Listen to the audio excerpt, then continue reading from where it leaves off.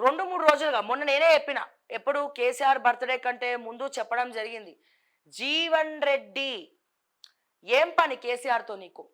Form హౌస్‌లో కేసీఆర్‌తో ఏం పని? నేనొక క్వెషన్ చేసిన కేటీఆర్ గారిని, కేసీఆర్ గారిని అండ్ హరీష్ రావు గారిని. ఏమని? బీఆర్ఎస్ గ్రాఫ్ అనేది పెరిగింది. కానీ అవినీతి పరులను మళ్ళా మీరు పక్కన పెట్టుకొని ఎంకరేజ్ చేయడం వల్ల పబ్లిక్ మిమ్మల్ని పూర్తిగా నమ్మట్లేదు. నేనేమన్నా నియోజకవర్గంలో ఉన్నటువంటి ఇన్ఛార్జ్లను మార్చండి, కొత్త ఫేస్లను తీసుకురండి. అవినీతి పరులు ఎవరైతే ఉన్నారో వాళ్ళని దగ్గరికి కూడా రానియకండి. కొన్ని రోజులు అట్లీస్ట్ వాళ్ళకి బుజ్జగిస్తారో, వాళ్ళకి ఏం చెప్తారో, వాళ్ళని మైకులు పట్టుకొనియకండి.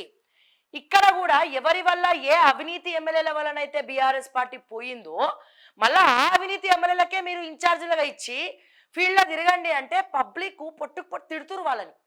సో అక్కడ డ్యామేజ్ జరుగుతుంది బీఆర్ఎస్కి. మేము మీ మేలుకోరే చెప్తున్నాం. అప్పుడు కూడా చెప్పినాం వీళ్ళకి టికెట్లు ఇవ్వద్దంటే మీరే అహానికి పోయి ఇచ్చిరు. అట్లీస్ట్ ఇప్పుడైనా కొత్త వాళ్ళని తీసుకోండి. జీవన్ రెడ్డి గారికి ఫామ్ హౌస్లో ఏం పని? ఇప్పటికి కూడా చాలా మందికి అపాయింట్మెంట్లు కావాలంటే జీవన్ రెడ్డినే అడగాలట. ఎవడా జీవన్ రెడ్డి? ఎందుకు అడుగుతారు? మీ పార్టీ నాయకులే ట్రోల్ చేస్తున్నారు కదా. బీఆర్ఎస్ సోషల్ మీడియాలో కార్యకర్తలు చాలా మంది ట్వీట్ చేస్తూ ఉన్నారు. జీవన్ రెడ్డికి, ఆర్మూర్ జీవన్ రెడ్డికి ఫామ్ హౌస్లో ఏం పని?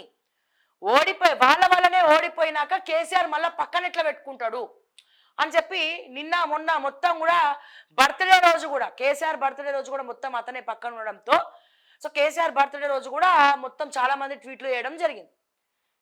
అవినీతి పరులను ఎందుకు పక్కన పెట్టుకుంటున్నారో ఇంకా అర్థం కానటువంటి ప్రశ్న బీఆర్ఎస్.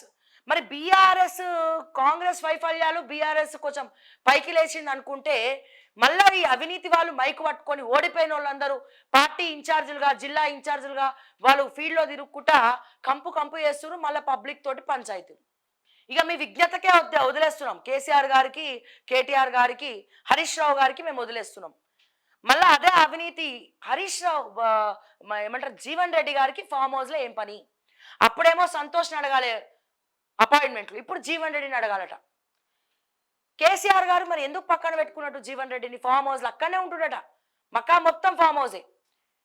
ఒకడు బయటికి పోవాలన్నా లోపలికి రావాలన్నా మళ్ళీ జీవన్ రెడ్డి. అంటే మీరు ఇంకా మారలేదా? బీఆర్ఎస్ వాళ్ళు ఇంకా మారలేదా? కేటీఆర్ గారు లేకపోతే నాయకత్వం ఇంకా మారలేదా? కొత్త వాళ్ళని తీసుకురావాలని అనిపిస్తలేదా? నమ్మిన వాళ్ళు వెన్నుపోటు వచ్చి తన్నివైనా సరే ఇంకా మీరు అవినీతి వాళ్ళనే పక్కన పెట్టుకోవాలనుకుంటున్నారా? లేకపోతే యువ రక్తాలను, లేకపోతే ఒక మంచి పేరున్న నాయకులను బీఆర్ఎస్ పార్టీ లేదా? ఎవరు లేరా? వాళ్ళు తప్ప. ఈ ప్రశ్న నేను మాత్రమే కాదు, నేను చాలాసార్లు చెప్పుకుంటూ వచ్చిన. మార్చండి మార్చండి మార్చండి, తీరు మార్చుకోండి అని. ఈ ప్రశ్న ఇప్పుడు మీ కార్యకర్తలే అడుగుతా ఉన్నారు. మరి సమాధానం చెప్పండి, వాళ్ళకి ఏం చెప్తున్నారో, ఏం చెప్పాలనుకుంటున్నారు.